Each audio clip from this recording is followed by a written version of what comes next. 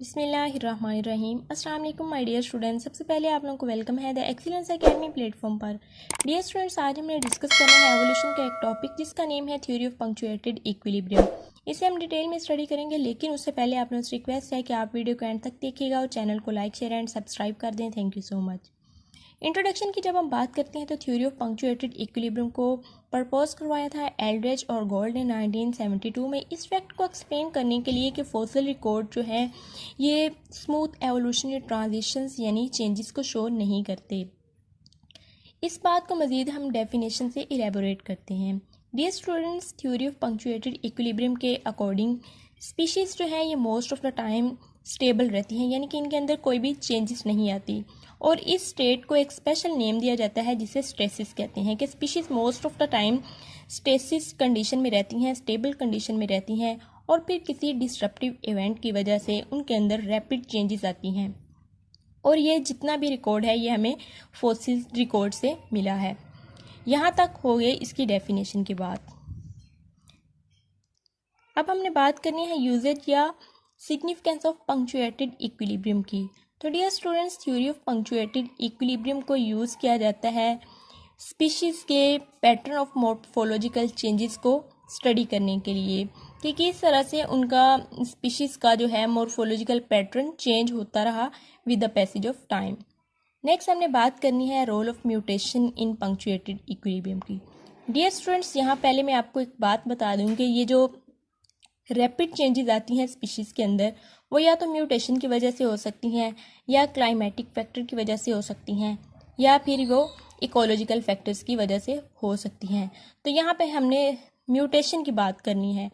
Dear students, theory of punctuated equilibrium में mutation का बहुत अहम रोल है। म्यूटेशन की जब हम बात करते हैं तो ये रैंडम चेंजेस होती हैं डीएनए के अंदर या जेनेटिक मटेरियल के अंदर।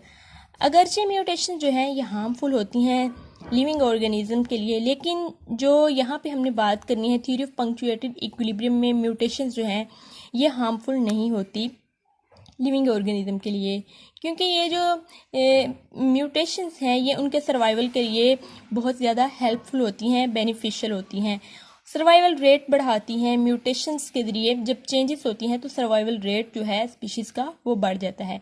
इसी वजह से ये म्यूटेशंस जो है ये बहुत अहम रोल प्ले करती हैं थ्योरी ऑफ पंक्चुएटेड इक्विलिब्रियम में।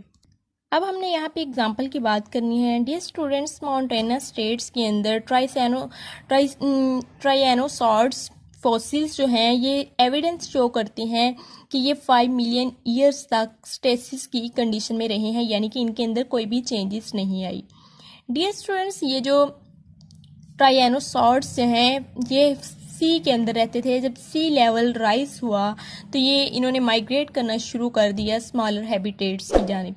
जब स्मॉलर हैबिटेट्स की जानिब इन्होंने माइग्रेट करना शुरू कर दिया तो एवोल्यूशनरी प्रेशर की वजह से न्यू इन्वायरमेंट में अडेप्टेशंस हुई, नेचुरल सिलेक्शन ने एक्ट किया, तो उनके अंदर बहुत सारी डाइवर्सिफिकेशन हुई।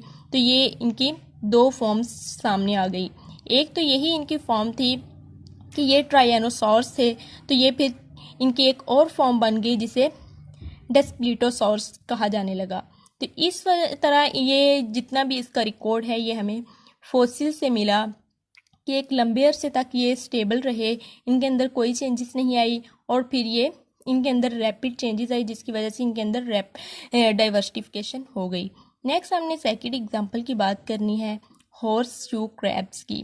तो इनके अंदर भी बहुत ज़्यादा देर तक अर्ली ट्रायसिक पीरियड यानी कि 230 मिलियन ईयर्स तक कोई भी मॉर्फोलॉजिकल चेंजेस नहीं आई, ये स्टेसिस की कंडीशन में रहे, और फिर लंबे अरसे के बाद बहुत सालों के बाद इनके अंदर रैपिड चेंजेस आई जिसकी वजह से इनकी भी बहुत सारी फॉर्म्स बन गई, और ये इसका भी जो रिकॉर्ड है ये हमें फॉसिल से मिला। तो ये थ्योरी ऑफ पंक्चुएटेड इक्विलिब्रियम की डेफिनेशन ही यही है कि स्पीशीज़ जो हैं ये एक लंबे अरसे तक स्टेबल रहती हैं और फिर उनके अंदर किसी भी डिस्ट्रप्टिव इवेंट की वजह से सडन चेंजेस आती हैं। नेक्स्ट हमने बात करनी है ग्राफ की।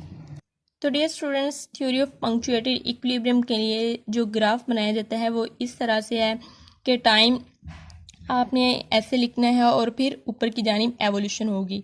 तो यहाँ पे आप देख सकते हैं कि किस तरह से एक लंबे अरसे तक ये स्टेबल इन्वायरमेंट रहता है स्पीशीज़ का, और फिर रैपिड चेंजेस आती हैं, और ये किसी भी इकोलॉजिकल फैक्टर की वजह से हो सकती हैं, क्लाइमेटिक फैक्टर्स की वजह से हो सकती हैं, या फिर म्यूटेशंस की वजह से हो सकती हैं।